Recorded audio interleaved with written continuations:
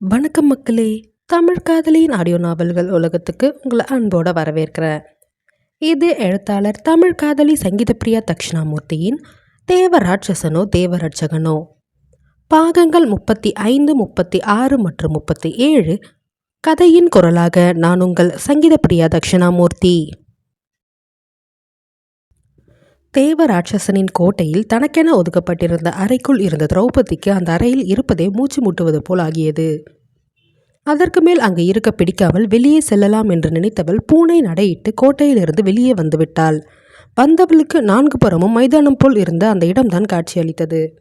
இதில் எங்கு அமர்வது, ஒரு மர நிழல் கூட இங்கு இல்லையே என்று நினைத்தவள் எங்கே அமரலாம் என்று தாடையில் கை வைத்து யோசித்துக் கொண்டிருக்க அந்த இருளை கிடித்து கொண்டு கர்ஜனையாக கேட்டது அந்நொடி தேவராட்சசனின் கர்ஜனை சத்தம்.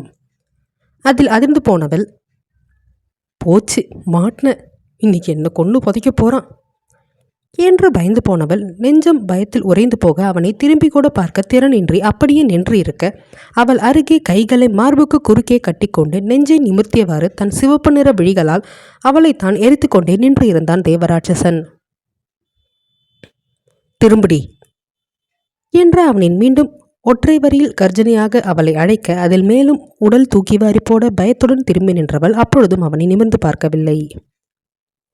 நிமிர்ந்து என்ன பாரு என்று அவன் மீண்டும் ரௌத்திரமான குரலில் கூற அதில் வேகமாய் முடியாது என்று படபடவென்று தலையை நாலாபுறமும் ஆட்டியவள் அப்படியே அமைதியாக நின்று இருக்க, இப்ப நீ நிமிர்ந்து பார்க்கல அப்படியே கழுத்து திருக்கி போட்டுருவேன், நிமிர்ந்து என்ன பாருடி என்றான் ஆக்ரோஷமாக. அதில் உடல் தூக்கி வாரி போட நிமிர்ந்து அவனை பயத்துடன் பார்த்தவள் அவன் கண்களில் தெரிந்த ரௌத்திரத்தை கண்டு தானாக 2 அடி பின்னே நகர்ந்தாள் பயத்தில். அந்த இரவு வேளையிலும் கருமை வண்ண உடையில் பார்ப்பதற்கு ஏதோ ஒரு ராட்சசன் போல் நின்றிருந்த அவனை பார்த்தவள் நடுநடுங்கி நின்றிருந்தாள். ஆனால் அவனோ அவளைத்தான் தன் கூரிய விழிகளால் மானை வேட்டையாடப் போகும் சிங்கத்தின் பார்வையுடன் பார்த்து கொண்டிருந்தான். எவ்வளோ தைரியம் இருந்தால் அந்த ரூமை விட்டு வெளியே வந்திருப்ப, எதுக்காக நீங்க வந்த என்றான் அவன் ஆக்ரோஷமாக. அவனின் ஒவ்வொரு வார்த்தைகளும் துப்பாக்கியில் இருந்து வெளிவரும் தோட்டாவின் கூர்மையை கொண்டு அவளை துளைத்து கொண்டிருந்தது. அவனின் கேள்விக்கு என்ன பதில் கூறலாம் என்று அவள் நினைத்து கொண்டிருக்கும் பொழுதே தொண்டை வேறு பயத்தில் அவளுக்கு பிரச்சனை செய்ய பேச முடியாமல் தடுமாறியவள் மெல்லிய குரலில், அது என்று தடுமாறினால் அவள் பேச முடியாமல். ஆனால் அவள் பேசுவது இந்த பாம்பு காதனுக்கு கேட்டுவிட்டது போல. என்னது, என்ன சொல்ற? வந்து போயின்னு எடுத்துக்கிட்டு இருக்க, ஒழுங்கா தெளிவாக சொல்லி தொலைடி என்றான் அவன் மீண்டும் ஆக்ரோஷமாக. அதில் கடகடவென்று அவள் கண்களில் இருந்து கண்ணீர் அடுத்த நொடி வெளியே ஆறாக பொழிய ஆரம்பித்துவிட உதட்டை பிதுக்கி அழுகையுடன் விசும துவங்கியிருந்தாள் திரௌபதி. அதில் எரிச்சலாக தன் பின் கேசத்தை கோதி கொண்டவன் அடுத்த நொடி அவள் இடையை வளைத்து ஒரே இழுவையில் அவளை தன்னை நோக்கி இழுத்து நிற்க வைத்தான். அவனின் இந்த செயலில் அதிர்ந்து போனவள், ஏய் என்னடா பண்ற என்று கத்திக்கொண்டே அவன் நெஞ்சில் படபடவென்று அடித்துக்கொண்டே அவனிடமிருந்து விலக முற்பட அவளின் 2 கரங்களையும் ஒற்றை கரத்தில் பிடித்து முதுகுக்கு பின்னே வலித்தவன் அவளை தன் நெஞ்சோடு முட்டி நிற்க வைத்து அடுத்த நொடி அவள் உதட்டை ஆழமாய் சிறை செய்து விட்டான். அவனின் இந்த திடீர் செயலை கொஞ்சமும் எதிர்பாராதவள் விழிகளை விரித்து தன் முட்டை கண்களால் அவன் செயலையே அதிர்த்து பார்த்து கொண்டிருக்க ஆனவனும் அவளுக்கு தண்டனை தருவது போல் அவளின் இதழை நறுக்கென்று கடித்துவிட்டு அவளை விடுவித்தான். அதில் அம்மா என்று வலியில் அலறியவள் உதட்டில் விழுந்த இரத்தத்தை அருவருப்புடன் துடைத்து கொண்டே, சீ பொறுக்கி, ஏன்டா இப்படியெல்லாம் பண்ணி என்னை சாவடிக்கிற?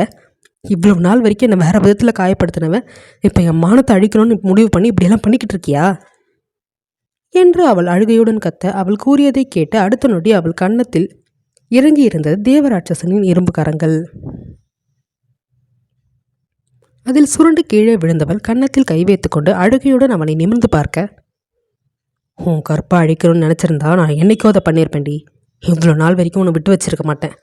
உன்னை நெருங்குறதுக்கு எனக்கு எவ்வளவோ சான்ஸ் இருந்தால் நான் அமைதியாக இருந்ததுக்கான காரணம் என்னன்னு நீயே யோசிச்சுக்கோ என்று தேவராட்சசன் கூற, வேற என்ன பெரிய காரணமாக இருக்குதுற போகுது? கொஞ்சம் கொஞ்சமாக என்னை சித்திரை பண்ணணும்னு நினச்சிட்ருக்க. அதனால் உடல் அளவில் எனக்கு பயம் கொடுப்பது மட்டும் இல்லாமல் இப்போ மனசளவுலேயும் என்னை இப்படி நெருங்கி என் மனத்தை கஷ்டம் கொடுக்கணும்னு நினைக்கிற. என்னை மன அழுத்தத்தை தள்ளணும்னு நினைக்கிற. அதனால தான் இப்படியெல்லாம் பண்ணிக்கிட்டு இருக்க என்றால் அழுகையுடன் அவள் விசும்பி. அவள் கூறியதை கேட்டு எதிர்வளைத்து அவளை ஏளனமாய் நோக்கியவன் அவள் முன்பு தரையில் ஒற்றை காலை ஊன்றி மண்டியிட்டு அமர்ந்து அழுது கொண்டிருந்த அவளின் தாடையை பிடித்து தன் முகத்தை பார்க்க வைத்தான். அவள் கண்களில் இருந்து வழிந்து கொண்டிருந்த கண்ணீர் துளிகள் அவள் கழுத்தில் வழியிறங்க, நீ அழறத பார்க்கும்போது அழகா இருக்கு. உன் முகமே நீ சிரிக்கிறத விட அழுகும்போது தாண்டி அழகா இருக்கு என்றான் ரசனையாக தேவராட்சசன். அவன் கூறியதை கேட்டவள், ஐயோ, எப்போ பார்த்தாலும் நான் அழுறதையே ரசிக்கிறானே, இதை தவிர இவனுக்கு வேற எதுவுமே தெரியாதா? இல்லை வேற வேலையே இருக்காதா? இல்லை இதுதான் இவனுக்கு சலிக்காதா என்று மனதிற்குள் சலித்து கொண்டாள் திரௌபதி. ஆனால் எனக்கு சலிக்காதுடி, நீ அழுகிறத பார்க்கறதுக்கு எனக்கு சலிக்கவே சலிக்காது என்று அவள் மனதில் நினைத்ததற்கு வெளியே பதில் கூற அதில் அவனை முறைத்தவள், என் அழுகியை நீ இவ்வளோ ரசிக்கிறதுக்கான காரணம் என்ன நான் தெரிஞ்சுக்கலாமா என்றாள் இப்பொழுது அழுகையுடன் ஆத்திரத்துடன் கூடி அவனை பார்த்து. பதிலுக்கு அவனோ, அதுதான் உனக்கே தெரியுமே பேபி டார்லிங் என்றான் அவளை ஆழ்ந்து பார்த்தவாறு. அதில் வெறுப்புடன் அவனை நோக்கியவள்,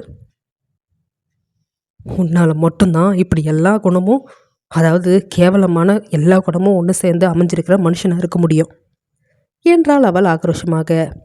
அதில் அவள் தாடையை பிடித்து இருபுறமும் ஆட்டியவன், அஃப்கோர்ஸ் பேபி, எல்லா கெட்ட பழக்கமும் எல்லா கேவலமான பழக்கமும் இருக்க ஒரு மனுஷன் நான் மட்டும்தான் இருப்பேன்.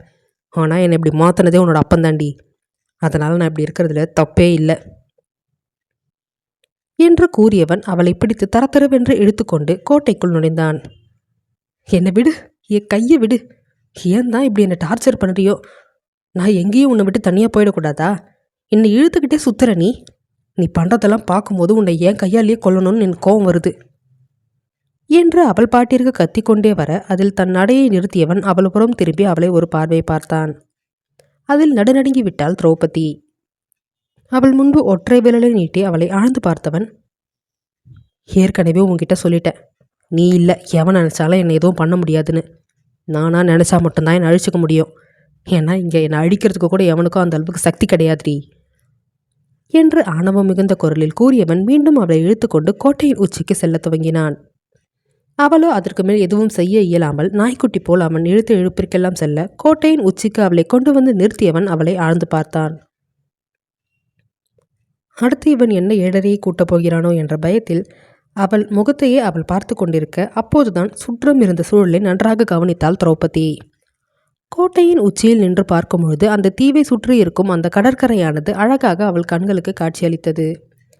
இரவு வேளை குளுமையும் அந்த கடற்கரை அலைகளின் சத்தமும் அவளுக்கு ஒருவித இனிமையான மனநிலையை மாற்றியிருக்க அவளை அறியாமலேயே அவள் உதடுகள் வாவ் என்று முணுமுணுத்து அந்த அழகை ரசிக்க துவங்கியிருந்தது. ஆனால் தேவராட்சசனோ அவளின் அந்த இனிமையான மனநிலையை ஒரு நொடி கூட தொடரவிடாமல் அடுத்த இடியை அவள் தலையில் இறக்கியிருந்தான். அவன் கூறியதை கேட்டவள் அதிர்ந்து அவனை பார்த்தாள். அந்த ரூம்குள்ளே இருக்கிறது உனக்கு ஒரு மாதிரி இருக்குன்னு தானே அந்த ரூமை விட்டு வெளியே வந்த? எதுக்காக வெளியே வந்த? மைண்டை கொஞ்சம் ரிலாக்ஸ் பண்ணிக்கணும்னு தானே வந்த? இப்போ உன்னை இந்த இடத்துக்கு நான் கூட்டிகிட்டு வந்திருக்கேன். இந்த இடத்த பார்க்கும்போது உனக்கு ரொம்ப பிடிச்சிருக்குமே என்று அவன் நக்கலான குரலில் கூற அவன் கூறியதை கேட்டு அவனை திமிர்ந்து பார்த்தவள் குழப்பத்துடன் அவனை நோக்கினாள். இப்போ நிம்மதியாக இருக்க, அதாவது இந்த ஒரு செகண்ட் உனக்கு நிம்மதி கொடுத்துருக்கோம், ஆனால் அந்த நிம்மதி அடிக்கிறதுக்கு தாண்டி நான் இருக்கேன் என்றவன், உனக்கு சூப்பரான ஒரு விஷயத்தை காட்ட போகிறேன் என்று கூறியவன் தன் சட்டையின் பின்னே கைவிட அப்படி என்ன காட்டப் போகிறானோ என்று நெஞ்சம் பயத்தில் நடுங்க துவங்கியது திரௌபதிக்கு. ஏனெனில் அவன் செய்யும் ஒவ்வொரு விஷயமும் அவளுக்கு பயத்தை தானே கொடுக்கிறது. இப்பொழுது கூட தன் நிம்மதியை கெடுக்க வேண்டும் என்பதற்காக தானே இவன் இப்படி செய்து கொண்டிருக்கிறான் என்று நினைத்தவள் மனம் சோர்ந்து அவனை பயத்துடன் பார்க்க தன் சட்டையின் பாக்கெட்டில் இருந்து எதையோ ஒன்றை கையில் எடுத்தவன் அவள் முன்பு அதை காட்ட அதை கண்டவளுக்கு அடுத்தோடைய நெஞ்சம் நடுநடுங்க துவங்கிவிட்டது. அடுத்து என்ன நிகழப்போகிறது என்பதை அடுத்த அத்தியாயத்தில் காணலாம். தேவ ராட்சசனோ தேவ ரட்சகனோ பாகம் 36. தேவராட்சசன் திரௌபதியின் கரங்களை பிடித்து இழுத்துக்கொண்டு கோட்டையின் உச்சிக்கு சென்றவன் அவளிடம் ஏதோ ஒன்றை காட்டுவதாக கூற அதை கேட்டு அவளுக்கு நெஞ்சம் பயத்தில் உதற துவங்கியது. அவன் ஏதாவது ஒன்று செய்ய போய் அது தனக்குத்தானே பிரச்சனையை கொடுக்கும் என்று எண்ணியவள் இப்பொழுது என்ன ஏழரையை கூட்டப் போகிறானோ என்ற பயத்தில் அவன் முகத்தையே பயத்துடன் பார்த்து கொண்டிருக்க தன் சட்டை பாக்கெட்டிலிருந்து தன் மொபைலை எடுத்தவன் அதை அவள் முன்பு நீட்ட இப்போ இதில் என்ன காட்ட போறான்னு தெரியலையே என்று பயந்து போய் அவனை பார்த்தாள் திரௌபதி. இதை பாரு பேபி டார்லிங், இதில் உனக்கு லைவ் டெலிகாஸ்டில் ஒரு வீடியோ போயிட்டுருக்கு பாரு. உனக்காகவே நான் அதை ஸ்பெஷலாக ரெடி பண்ணியிருக்கேன். பாரு பாரு வீடியோ பாரு என்று அவள் கையில் தன் மொபைலை திணித்தான் தேவராட்சசன். அதில் மேலும் நடுங்கி போனவள் அதை பார்க்காமல் முகத்தை வேறுபுறம் திருப்பிக் கொள்ள அதில் அவள் பின்கழுத்தை பிடித்து அந்த மொபைலின் புறம் அவள் முகத்தை திருப்பியவன், பாருடி அதில் என்ன இருக்குன்னு பாரு என்றான் இப்பொழுது ஆக்ரோஷமாக.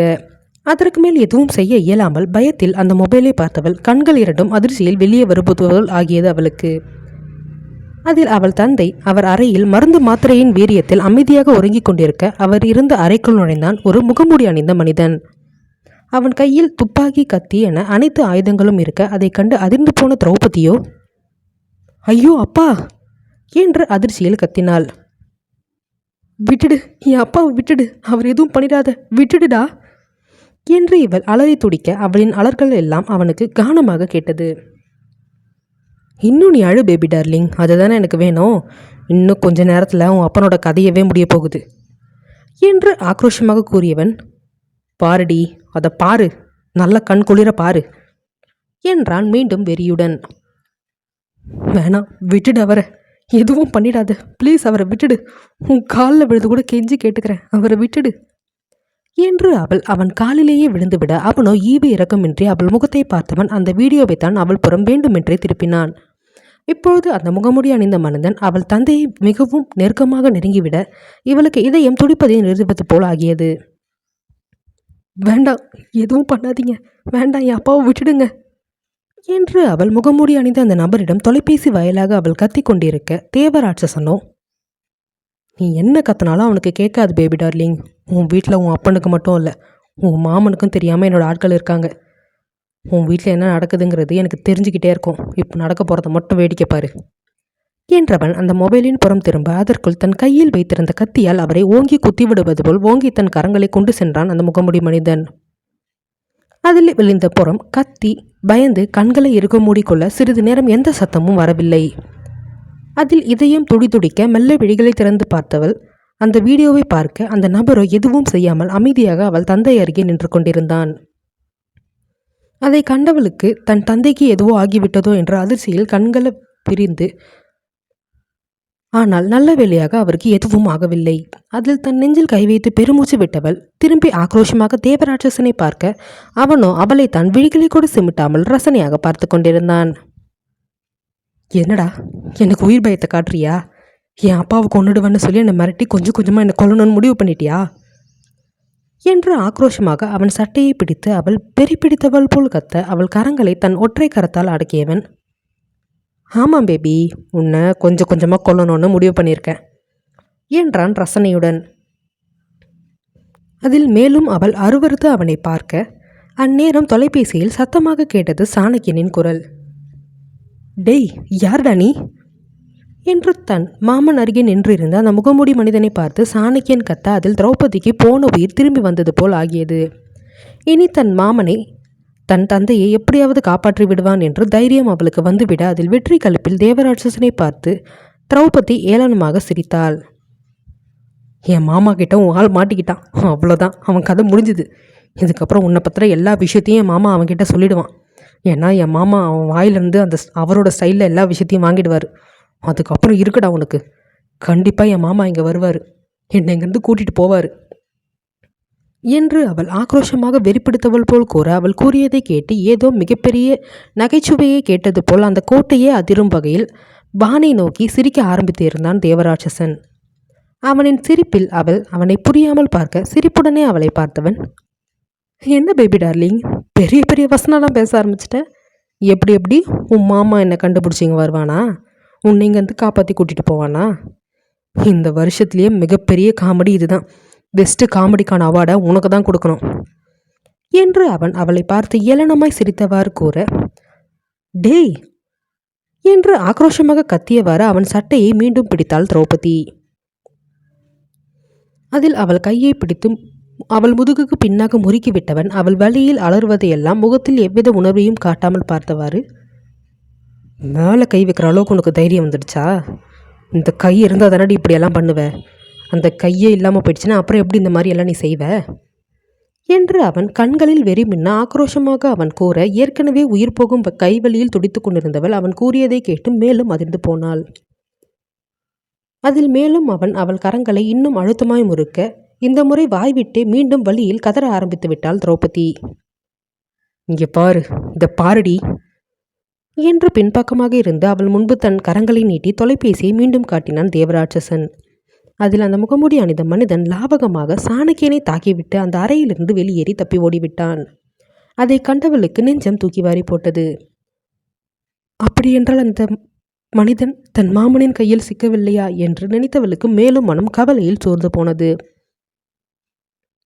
இங்கு சாணக்கியனோ அவனை துரித்து கொண்டு வெளியே ஓட அவனோ எப்போதோ அவனிடமிருந்து தப்பித்து வீட்டிலிருந்து வெளியேறிவிட்டான். பின்னே தேவராட்சசனிடம் பயிற்சி பெற்றவன் ஆயிற்றே அந்த முகமூடி மனிதன். அவன் ஓடியதைக் கண்டு தன் பாடிகார்ட்ஸை அழைத்த சாணக்கியன், வீட்டுக்குள்ள எவனோ ஒருத்தன் புகுந்து மாமாவை கொல்றதுக்காக முயற்சி பண்ணிக்கிட்டு இருக்கான், நீங்க எல்லாம் என்னடா பண்ணிட்டு இருக்கீங்க, போங்க போய் அவனை பிடிங்க என்று அவன் ஆக்ரோஷமாக சத்த, இவன் சத்தத்தில் வனஜா வெளியே வந்தவர் அவன் கூறியதை கேட்டு அதிர்ந்து போனார். சாணக்கியா, என்னடா சொல்ற, அண்ணனை கொல்றதுக்கு ஒருத்தன் நம்ம வீட்டுக்குள்ள வந்தானா என்று அவர் அதிர்ச்சியாக கேட்க, அதில் தன் தாயை திரும்பி ஒரு ஆக்ரோஷ பார்வை பார்த்துவிட்டு தன் மாமனின் நிலை அறிவதற்காக வேகமாக அவர் அறை நோக்கி இப்பொழுது மீண்டும் ஓடினான் சாணக்கியன். செல்லும் பொழுதே தாரகைக்கு தொலைபேசியில் அழைத்து விஷயத்தை கூறியவாறு அவன் செல்ல, அவன் கூறியதை கேட்டு இங்கு உறங்கிக் கொண்டிருந்தவளுக்கு அதிர்ச்சியில் உறக்கம் என்பது காணாமல் போய்விட்டது. வாட், என்ன சொல்றீங்க, அவர் கொல்றதுக்கு வீட்டுக்கே ஆள் வந்திருக்கானா, என்ன நீங்க இப்படி சொல்றீங்க என்று அவள் பதட்டத்துடன் கேட்க, முதல்ல சீக்கிரமா நீ வீட்டுக்கு கிளம்பி வா, மாமா இப்போ எப்படி இருக்காருன்னு எனக்கே தெரியல, அவரோட ரூமுக்கு தான் நான் போயிட்டுருக்கேன், நீ வந்து அவரை செக் பண்ணு என்று கூறிவிட்டு அவன் வேகமாய் தேவேந்திரன் அறைக்குள் நுழைய, அவரோ எவ்வித சலனமும் இன்றி அமைதியாக உறங்கிக் கொண்டிருந்தார். அவர் அருகே ஓடியவன் மாமா என்று அவரை பிடித்து உழுக்க, அதில் மாத்திரை மயக்கத்தில் இருந்தவர் மெல்ல தன் விழிகளில் திறந்து அவனை பார்த்தார். அவன் முகத்தில் இருந்த பதட்டத்தை கண்டவர் தானும் பயந்து போய் வேகமாக எழுந்து அமர முயற்சிக்க, அவரை தடுத்து தானே அமர வைத்தவன் அவர் உடலில் ஏதாவது காயங்கள் உள்ளதா என்று சோதிக்க துவங்கினான்.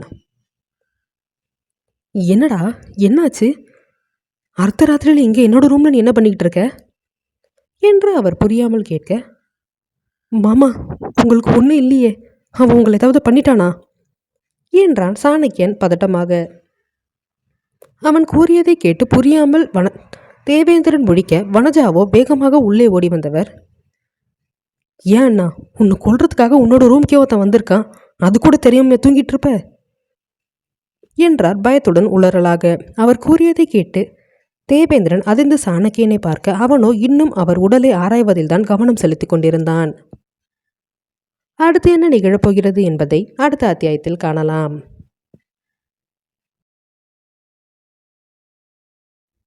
தேவ ராட்சசனோ தேவ ரட்சகனோ பாகம் 37.